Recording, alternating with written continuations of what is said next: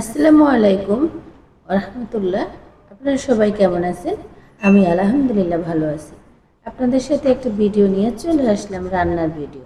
তো আজকে আমি রান্না করব ডাল, মুগ ডাল এবং মসুর ডাল একসাথে মিক্সড করে আমি এই ডালটা রান্না করি। প্রথমে কড়াতে আমি পরিমাণ মতন তেল দিয়ে দিলাম এবং পেঁয়াজ রসুন মরিচ দিয়ে দিলাম, হলুদ পাউডার লবণ অ্যাড করে দিলাম, তারপরে একটু ভেজে নিলাম। আসলে ভালো করে একটু ভেজে নিয়ে পরিমাণ মতন পানি দিয়ে দিব, কিন্তু একটু ভাজাটা আমার এখনও লেট আছে। ওয়েট, সুন্দর করে ডাল রান্না করবেন। ডাল দিয়ে অনায়াসে আপনি 1 প্লেট ভাত খেতে পারবেন। তো আমার মতো এইভাবে কে কে ডাল রান্না করেন? আমার ডালটা একেবারে ভাজা প্রায় শেষের দিকে। আমি এখন স্যাঁত করে উঠছে, একটু পানি দিয়ে দিছি। পানি দেওয়ার সময় বাইরে বাইরে যেই স্যাঁত করে, আগের শাশুড়ির এরকম স্যাঁত করে উঠতো।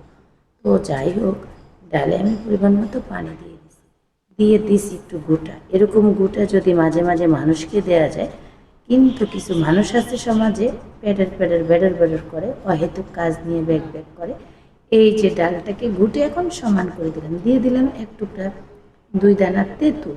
তেঁতুল ডালটা আসলে অসাধারণ। দিয়ে দিলাম ধনিয়া পাতা, কাঁচা ধনিয়া পাতার ফ্লেভার এত ভালো লাগে, আপনাদের কেমন লাগে আমি জানি না।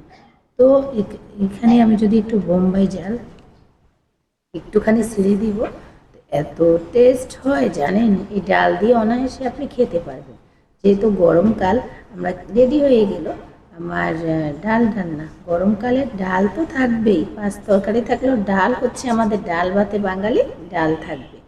তো যাই হোক, রেডি হয়ে গেল আমার ডাল। এই কেকে খেয়ে নেবেন অবশ্যই। তারপর আরেকটা রেসিপি দেখাবো, কারণ ভিডিও বড় করতে হলে একটা রেসিপি তেমন একটা সুন্দর হয় না। বাইরে ভাই আমার কড়াই হচ্ছে বেহাল দশা, এই নিয়ে কেউ কোনো কমেন্টস করবেন না। যাই হোক, আমি প্রথমে তেল দিয়ে ভালো করে মশলা এখানে আমি দিয়ে দিছি, পেঁয়াজ ভেজে, জিরা এবং দিয়ে দিলাম রসুন বাটা, পেঁয়াজ বাটা।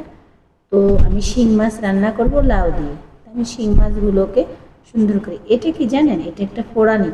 এটার মধ্যে পেঁয়াজ রসুন এবং আস্ত রসুন ভেজে আমি বেটে নিয়েছি।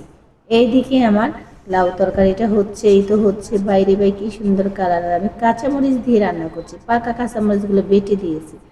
যাই হোক, এই ফোড়ানিটা যদি আপনি রান্নার একটু পর পর দেন, যে নামানোর একটু আগে আগে, এত টেস্ট হবে আপনি কল্পনা করতে পারবেন না যে এত টেস্ট। উর্মির মতো একবার রান্না করে খেয়ে দেখেন। আসলে হলুদের পরিমাণ একেবারে কম, কিন্তু কিছু কিছু ক্যামেরা ভালো, তো এই জন্য ওই যে কিছু মানুষের মতো কিছু মানুষ ভালো আর কিছু মানুষ খারাপ, এই নিয়েই তো জীবন। যাই হোক, এখন আমার এই যে রেডি হয়ে গেল লাউ তরকারি, দিয়ে দিলাম ধনিয়া পাতা। যেহেতু আমরা নিজেরা খাবো, গরমে লাউ তরকারি খুবই পছন্দ। কেউ স্কিপ না করে পুরো ভিডিওটা দেখবেন। থ্যাংক ইউ, টেক কেয়ার, ভালো থাকবেন, সুস্থ থাকবেন, নিরাপদে থাকবেন।